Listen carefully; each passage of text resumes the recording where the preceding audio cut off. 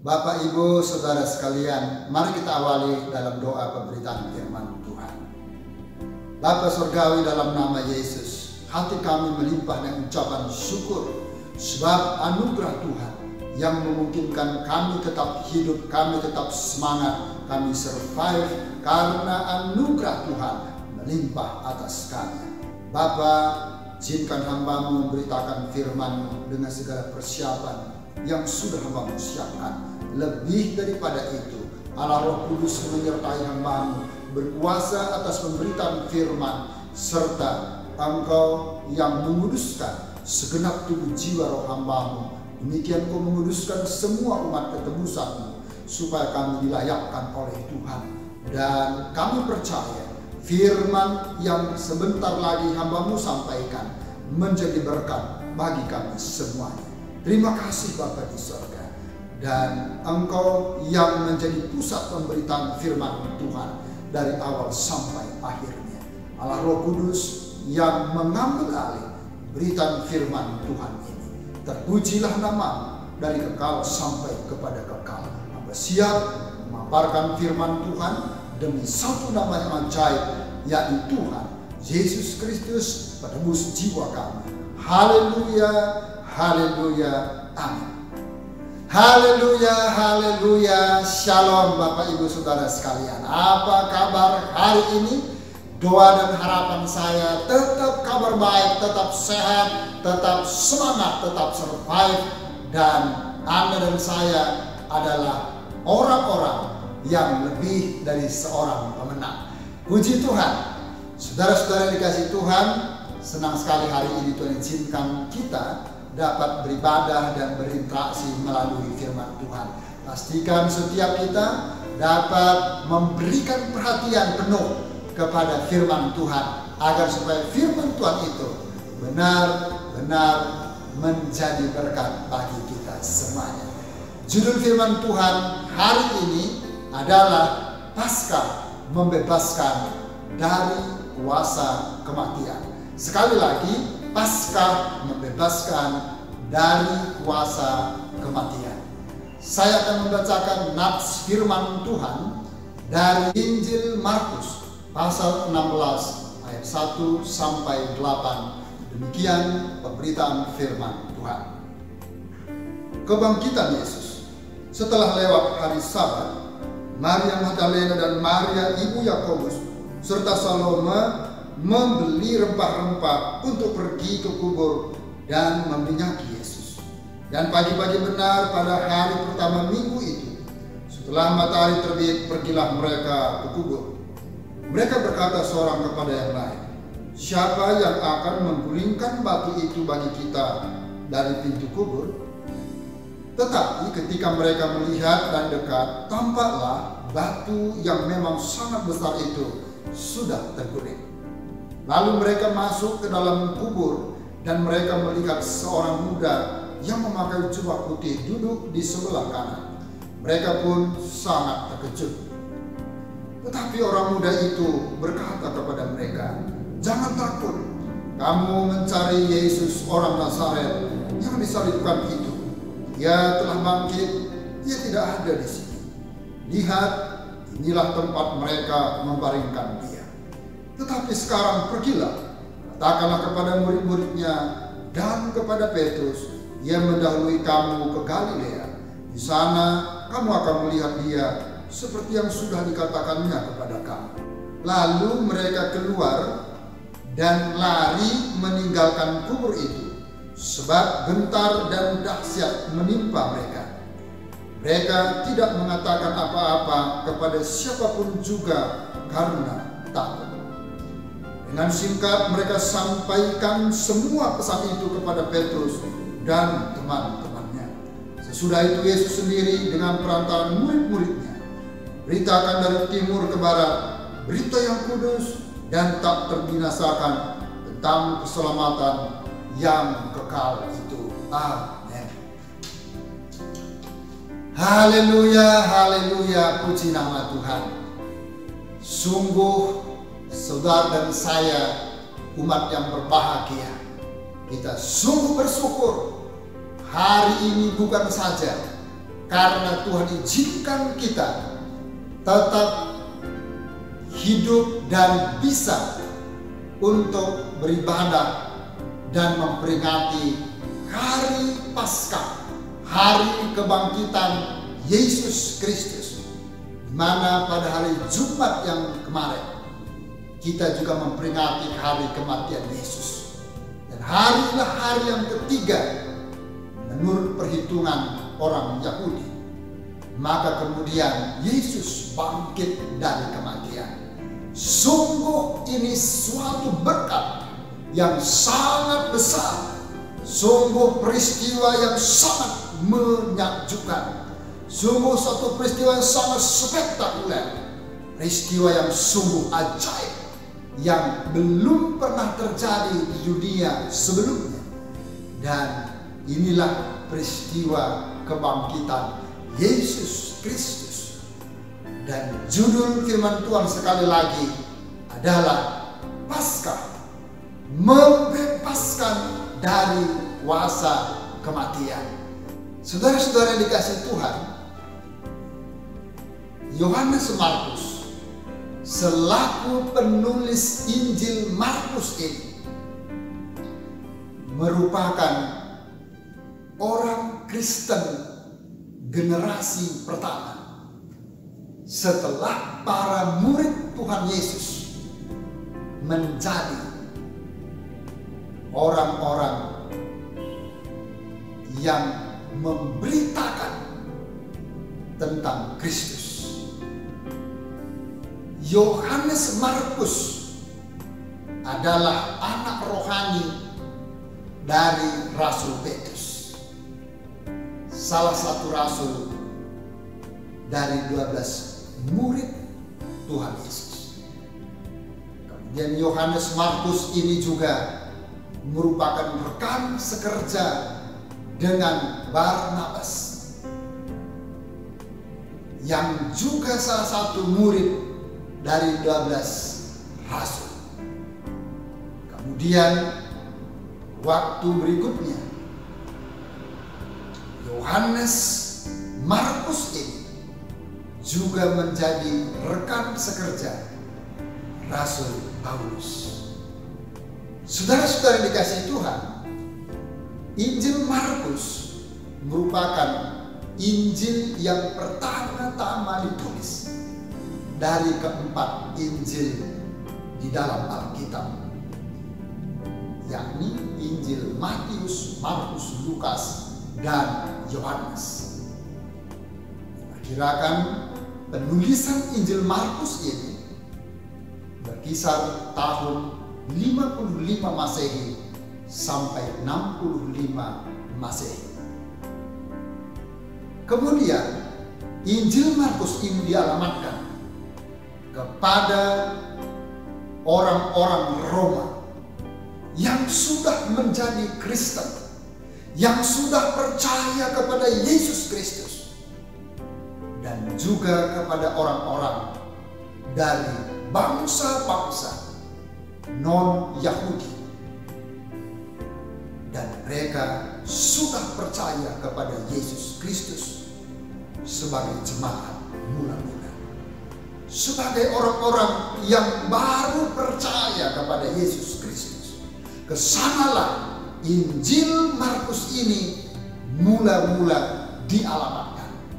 Namun kemudian Injil Markus ini dialamatkan secara regenerasi, termasuk dialamatkan kepada Anda dan saya, pembaca Injil Markus hari ini. Saudara yang dikasihi Tuhan, Injil Markus diakhiri dalam penulisannya, yakni tentang kematian Yesus, kemudian penguburannya, kebangkitannya, dan kemudian menuliskan para wanita yang sangat ketakutan tatkala mereka menemukan kubur Yesus yang sudah kosong. Mereka tidak menemukan jenazah Yesus dalam kubur, tetapi seketika itu juga mereka ditemui oleh seorang malaikat Tuhan. Lalu malaikat itu berkata kepada mereka, "Siapakah yang kalian cari? Mengapa kalian mencari orang hidup di antara orang mati? Dia tidak ada di sini. Dia sudah bangkit. Pergilah, beritahukanlah kepada murid-murid."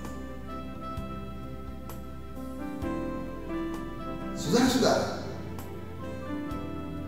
setelah itu mereka kemudian memberitahu kepada murid-murid. Kemudian mereka bertemu dengan Yesus. Lalu Yesus memerintahkan para muridnya untuk memberitakan Injil. Dan setelah itu Yesus kemudian terangkat ke surga. Dan di akhir catatan dari Injil Markus pasal 16, para murid termasuk para wanita ini pergi memberitakan Injil. Pergi memberitakan bahwa Yesus yang sudah pernah mati, dikuburkan, dan pada hari ketiga bangkit dari kematian, bertemu dengan mereka.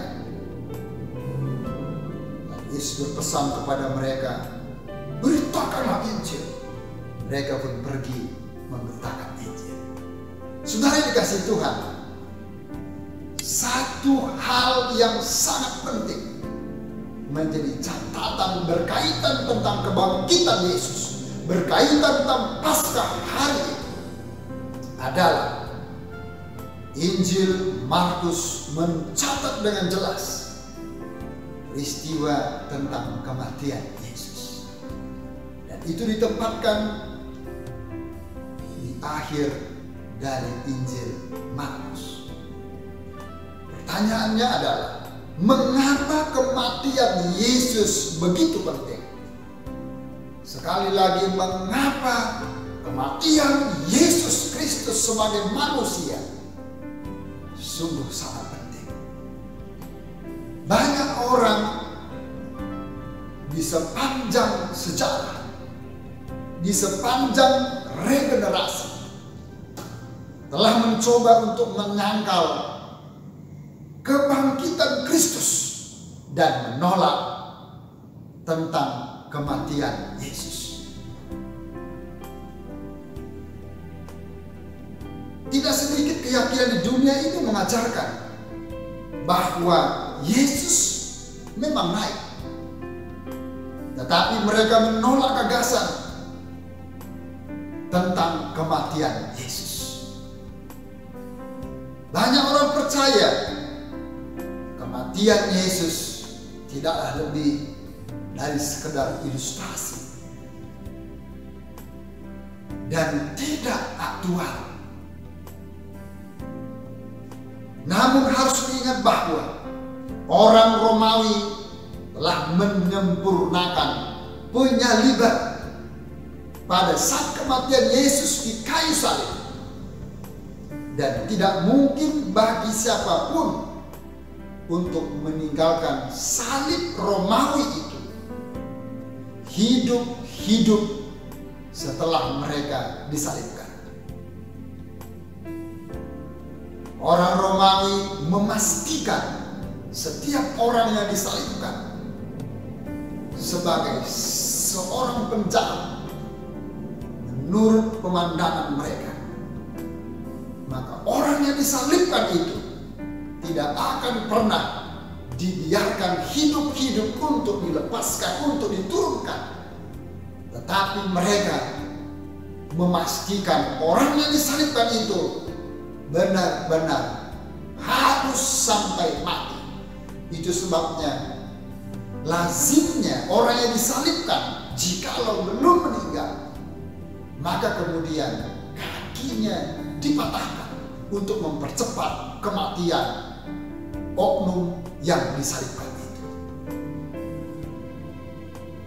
Oleh sebab itu saudara, kematian Yesus sangatlah penting, karena kematian Yesus ini benar-benar memunculkan satu sejarah baru dalam peradaban secara manusia. Pertanyaannya kemudian, kematian Yesus penting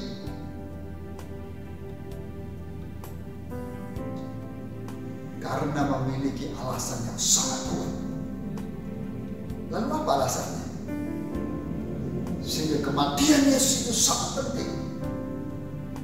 Yang pertama adalah karena nubuatan dalam firman Tuhan ini harus digenapi. Nubuatan firman Tuhan benar-benar harus digenapi. Dan penggenapannya bukan dengan rekayasa, tapi benar-benar memiliki saksi sehingga otentik. Dari nubuatan yang paling terkenal yang meliputi kematian Yesus Kristus yang adalah Sang Mesias, Sang Juru Selamat yang dinanti-nantikan oleh seluruh umat Tuhan yang percaya kepada Tuhan.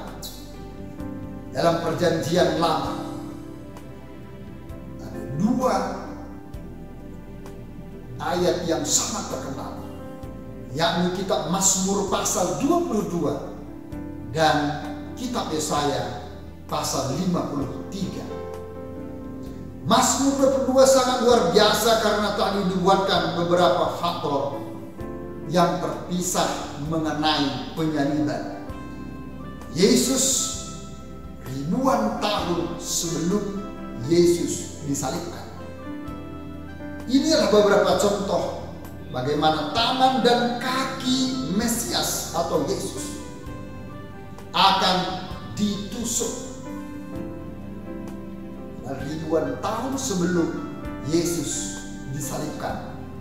Nubuatannya sudah ada. Lalu kemudian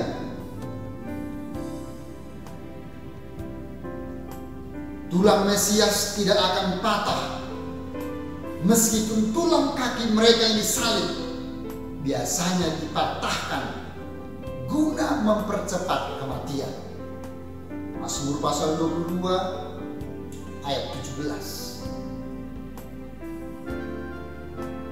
Kemudian akan ada pula mereka yang mengadakan undian untuk mendapatkan pakaian Sang Mesias. Mazmur 22 ayat 18. Sementara Yesaya pasal 53 buat tentang Mesias atau Mesias yang dikenal sebagai nubuat hamba yang menderita. Juga secara detail kematian Sang Mesias untuk dosa umatnya.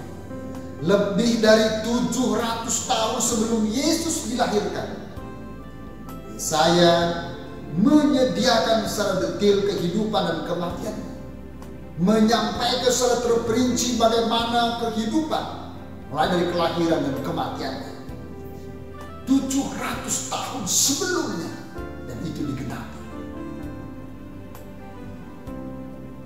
Selanjutnya Sang Mesias akan ditolak. Yesaya pasal 53 ayat 3. Sang Mesias akan dibunuh. Yesaya pasal 53 ayat 5 sampai 9. Sang Mesias akan diam di depan para penduduknya.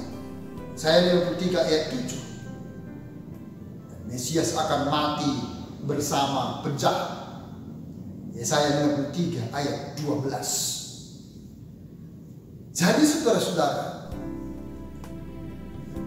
kematian Yesus sangatlah penting dalam sejarah kekristenan di muka bumi ini.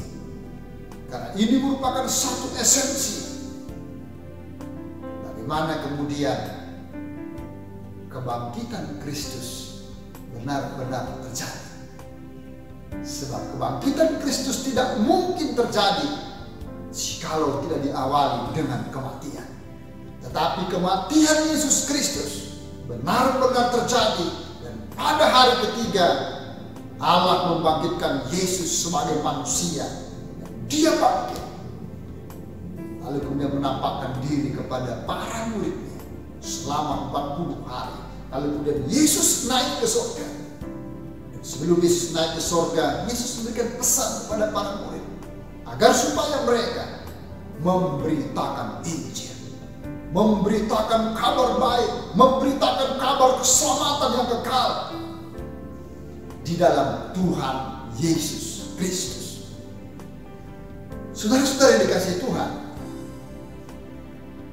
Anda dan saya adalah generasi yang hidup hari ini, adalah generasi orang-orang yang percaya kepada Tuhan, memiliki satu tanggung jawab untuk terus memberitakan bahwa Yesus sebagai manusia benar-benar pernah mati.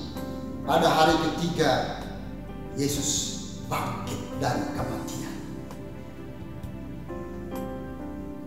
2 hari kemarin ketika saya kirimkan, saya share khotbah tentang Jumat Agung ke grup WhatsApp yang notabene memang bukan Kristiani, maka salah satu yang mengomentari tentang khotbah yang saya share itu adalah berkata begini, bahwa siapa yang percaya Tuhan itu mati adalah idiot. Lalu kemudian saya menjawab dalam kolom komentar itu, saya katakan, cobalah Anda belajar dari banyak tokoh-tokoh top dunia. Apa agama mereka? Coba lagi Anda belajar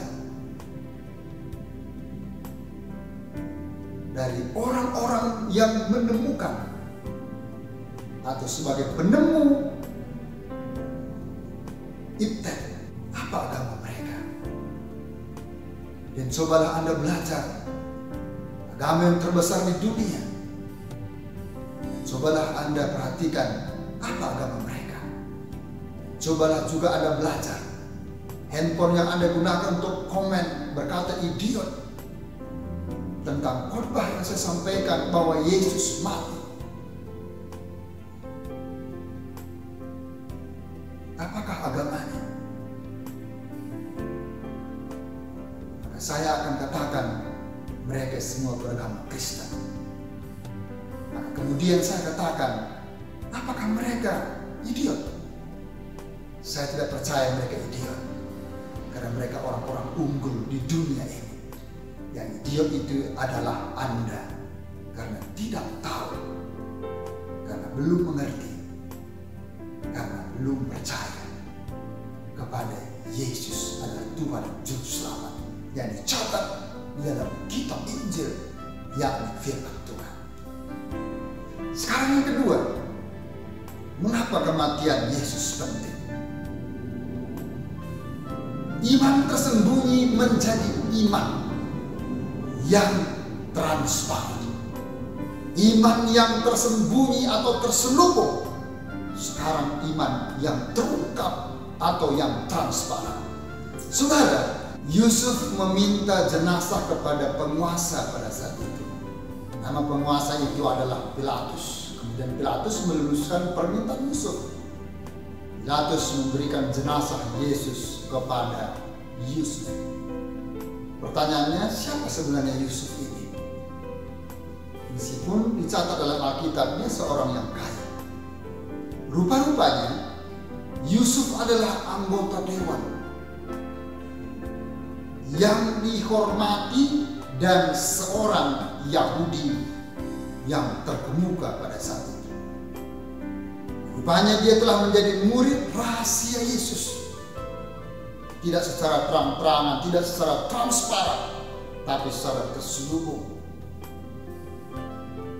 Tetapi seseorang tidak bisa tetap menjadi murid yang menyamar pada jangka waktu yang begitu lama.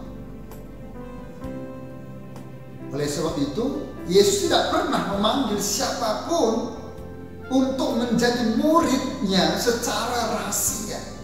Yesus mau supaya setiap muridnya benar-benar dapat mengungkapkan bahwa dia seorang yang percaya kepada Tuhan.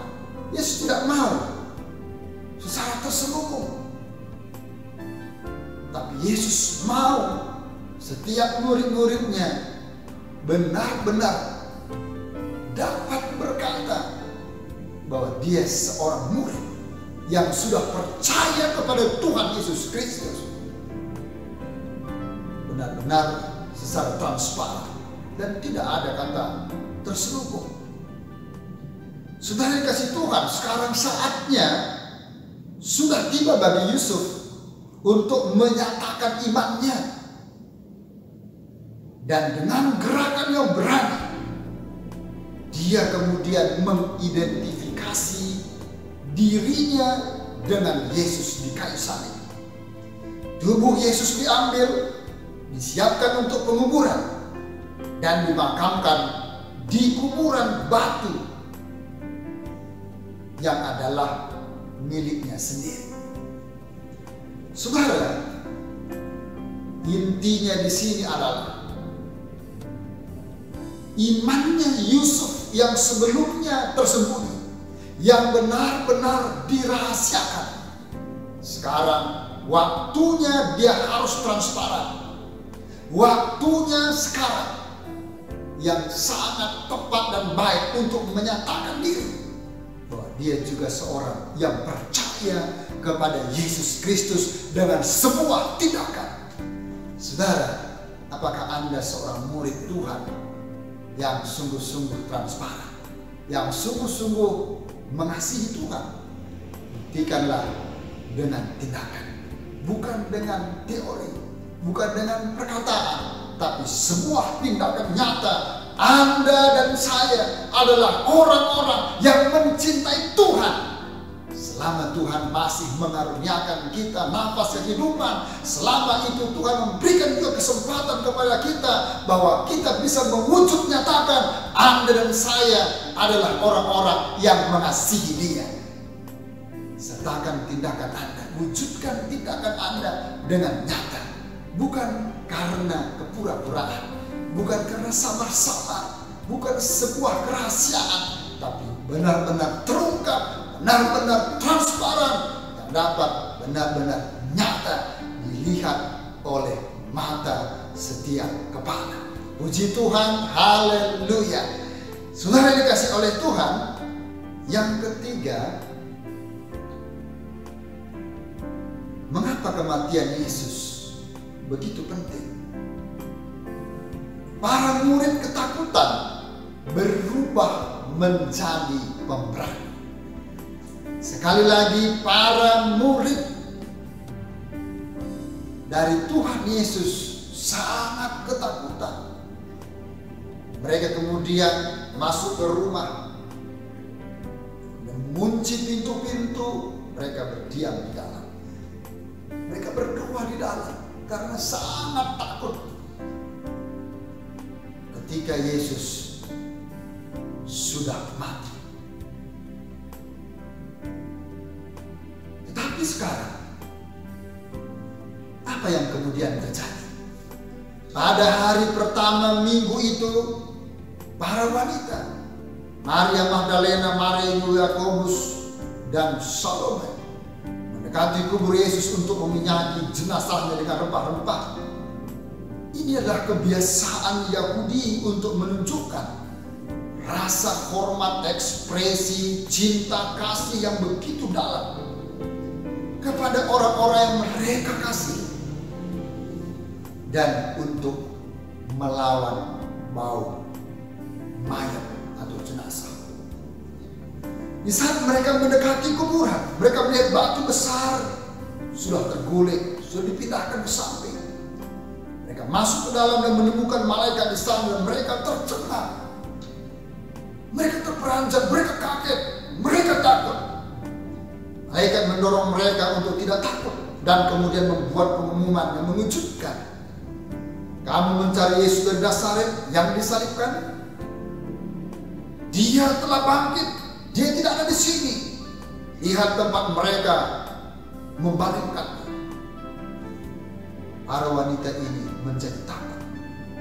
Saudara, meskipun Markus mencatat dengan para wanita yang ketakutan di kuburan, mereka tidak selamanya menjadi takut.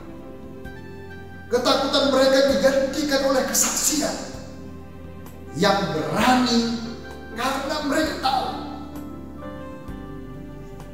Sebab malaikat Tuhan sudah memberitahukan bahwa Yesus telah bangkit dari kematian. Sebab mereka melihat kubur sudah kosong. Tidak ada lagi jenazah di sana. Sebab mereka melihat kain kafan hanya tergeletak di dalam kubur itu. Dan bukti bahwa Yesus sudah bangkit dari kematian, kubur sudah kosong. Malaikat sudah berkata kepada mereka, dia tidak ada di sini. Dia sudah bangkit dari kematian. Saudara dikasih oleh Tuhan, ketakutan mereka sekarang tergantikan. Ketakutan mereka sekarang berubah menjadi keberanian yang sungguh luar biasa. Mengapa? Karena spirit Paskah, karena spirit kebangkitan Yesus Kristus, mereka kemudian berani. Di sini karena spirit kebangkitan Yesus, karena spirit Paskah, ketakutan dapat dikalahkan.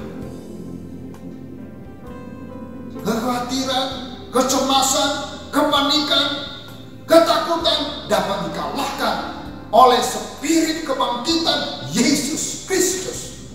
Semua yang percaya katakan amin. Saudara-saudara dikasih oleh Tuhan, Yesus sudah bangkit. Dan kemudian para murid, para wanita ini bersama-sama dengan murid-murid Tuhan Yesus untuk memberitakan dari timur ke barat sampai ke ujung bumi. Mereka memberitakan berita kudus. Mereka memberitakan kabar baik. Mereka memberitakan kabar keselamatan tentang Yesus Kristus. Di dalam Yesus Kristus yang sudah bangkit dari kematian, dia hidup, dia naik ke surga, duduk di sebelah kanan Allah Bapa. Saudara-saudara dikasih Tuhan, dari segelintir pengikut Yesus ini, maka kemudian dengan sesikat-sikatnya dunia kemudian terbalik. Dunia kemudian berubah total. Dunia dipenuhi kabar tentang kebangkitan Yesus Kristus. Dunia diwarnai dengan kebangkitan Yesus Kristus. Dunia dipenuhi dengan berita tentang Paskah, tentang kebangkitan Yesus Kristus. Siapa pelakunya? Para murid Tuhan Yesus. Siapa pelakunya? Para wanita yang menyaksikan bukti bahwa kubur sudah kosong. Para wanita yang sudah berinteraksi dengan malaikat Tuhan dengan berkata bahwa Yesus tidak ada di sini. Yesus sudah bangkit dari kematian. Saudara-saudara dikasihi Tuhan, Paskah membebaskan orang percaya dari kuasa kematian kekal. Siapapun kita yang hidup di bawah kolong langit ini, satu hari kelak, Ibrani 9:7 berkata, pasti mengalami kematian satu kali. Tetapi kemudian setelah itu kita dihakimi. Dan orang-orang yang percaya kepada Yesus Kristus, setelah kita dihakimi, tidak akan pernah lagi mengalami kematian yang kekal, yaitu kematian yang kedua. Tetapi orang-orang yang tidak percaya kepada Yesus Kristus pasca dalam penghakiman, mereka akan mengalami kematian untuk selama-lamanya. Oleh sebab itu, maka dapat kita katakan, Paskah atau kebangkitan Yesus Kristus membebaskan semua orang yang percaya dari kuasa kematian yang kekal. Haleluya, puji nama Tuhan. Semua yang percaya katakan amin. Saudara-saudara dikasihi Tuhan, sudahkah Anda mengalami kabar baik tentang Yesus Kristus? Dia dihukum mati menggantikan orang-orang yang sudah jatuh ke dalam dosa. Dikuburkan dalam kuburan pinjaman, yakni milik Yusuf dari Arimatea, dan dibangkitkan dari kematian pada hari ketiga. Yesus terbukti sebagai juru selamat dunia. Yesus mengalahkan kematian. Yesus mengalahkan maut, sebab dia Tuhan dan juru selamat manusia. Hari ini adalah hari keselamatan. Hari ini adalah hari pengharapan. Dan mari saudara, datanglah kepadanya dan percayalah kepadanya dengan seluruh aspek kehidupan kita. Maka Anda dan saya, dengan spirit Paskah ini, kita dibebaskan dari kuasa kematian. Tuhan Yesus memberkati. Mari kita berdoa bersama-sama. Terima kasih Tuhan Yesus untuk berkat firman Tuhan sudah hamba sampaikan hari ini. Hamba menyadari segala keterbatasan hamba, namun Allah Roh Kudus yang terus berbicara kepada kami lebih detil, lebih dalam, lebih kompleks, mau menajamkan, dan Roh Kudus juga yang meneguhkan, memeteraikan firman Tuhan supaya menjadi rema mendarah daging, menjadi berkat bagi kami semua. Buat iman percaya kami, tetap percaya kepada Engkau bahwa Engkau pernah mengalami mati secara manusia, hari ketiga kemudian bangkit dari kematian, naik dalam kerajaan sorga, dan Engkau tinggal dalam kerajaan sorga. Berikan kami iman dan pengharapan untuk menantikan Engkau pada kedatangan Tuhan Yesus untuk kedua kalinya sebagai hakim menghakimi semua umat manusia di bawah kolong langit ini. Terima kasih Bapa di surga. Dan sekali lagi pakai kami menjadi pelaku-pelaku firman Tuhan. Dan sekarang Bapak Ibu Saudara, mari kita menadahkan kedua tangan kita untuk menerima berkat dari Tuhan. Dengan limpahan terima dan bawalah pulang limpahan anugerah damai sejahtera dari Allah Bapa di surga, kasih sayang dari Yesus Kristus Tuhan yang menebus jiwa kita, serta persekutuan Roh Kudus turun memenuhi, menyertai, meneguhkan, menghiburkan, menolong, memberkati dan menyelamatkan kita semuanya. Hari ini, besok sampai Maranatha, Tuhan Yesus Kristus datang untuk kedua kalinya. Dalam nama Tuhan Yesus kami tambahkan ibadah kami dan terima berkat Tuhan. Semua yang percaya katakan haleluya, amin. Tuhan Yesus memberkati. Shalom.